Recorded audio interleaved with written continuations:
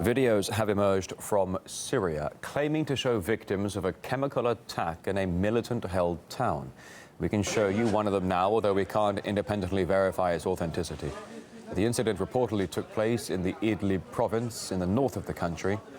Activist groups with links to militants claim at least 69 people were killed. The Russian Defense Ministry has commented on the incident, saying Syrian government warplanes struck an arms warehouse used by terrorists containing chemical weapons. The UN Special Envoy for Syria, as well as the EU's foreign policy chief, have pointed out there's not yet nearly enough information to draw any solid conclusions. We have no yet any official or reliable confirmation. We have been and we will be stimulating all those who have the capacity of finding out technically what it happened. And we have been asking, and the UN is going to ask, and I'm sure there will be also at the Security Council a meeting on this, for clear identification of responsibilities and accountability. We also do not have evidence at the moment, and obviously the European Union and the United Nations and the entire international community, especially as we gather here in these days on Syria, we share whatever we can share in terms of information.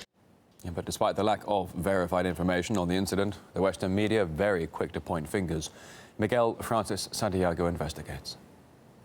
Here is the video of yesterday's deadly gas attack in Syria that killed at least 50 people, injuring dozens more. Initially released by the media affiliated with the Idlib rebels. Instantly, the mainstream media picks up on the story and accuses, guess who? That's right, Russia and Assad. They based their information on the Syrian Observatory of Human Rights. But if we take a closer look at their statement, we will not find one mention of either of the two. Nevertheless, that didn't prevent the mainstream media from reporting this in their preferred way. The group is saying either Syrian government or Russian planes carried out the bombing in Idlib. And we have seen a pattern of Assad and his allies using indiscriminate attacks against civilian targets. Another interesting piece of information was the Reuters article. As you can see here, the original article mentions Russian jets, but fast forward to 6 hours later, and Reuters edits out Russia, leaving only Syria. Interesting. Now, the Syrian Observatory for Human Rights, by the way, is a rather questionable source. It basically consists of one guy who lives in London. Even Germany's Foreign Office has doubts. The Syrian Observatory is not located on the ground, but is based in London. They have access to a good network in Syria, but not everything which is reported there appears to be as they say. I mean, the observatory should take into consideration that there are parties with certain interests which report some things in the way they want it to be reported.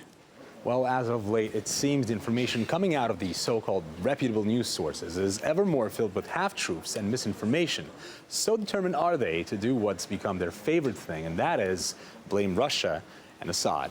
Miguel Francis Santiago, RT. To complicate the situation further, the reputation of rebel groups had already been marred by accusations of committing chemical attacks. And in areas recently liberated from militants, entire chemical weapons factories have been found. As RT's Lizzie Phelan now reports from Syria.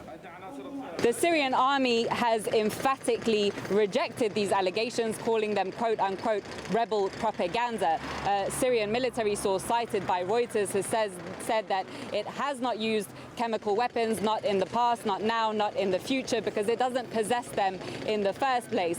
And a Syrian journalist embedded with the Syrian army has said that the Syrian army did carry out an attack on a rebel missile factory in the Idlib province without knowing that that factory contained chlorine gas supplies. Now, it should be remembered that rebel forces have been accused many times of chemical weapons attacks in Syria. I myself visited a destroyed school in Aleppo last year where we saw evidence there that rebels have been using it as a chemical weapons making factory. Another school here, as you can see from the books. But in here is a bomb-making factory. Here it says, oh wow, generates the highly effective poison phosphine gas. This is aluminium phosphide.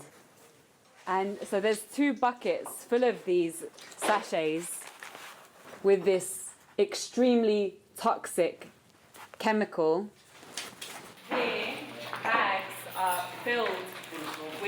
the fuses that they will put in those gas cylinders that we're seeing used everywhere before they're fired onto civilian areas in government-held territory and positions of government forces. Now, last year alone, there were a long list of allegations against rebel forces of chemical weapons attacks, particularly in the Aleppo neighborhood of Sheikh Maqsoud.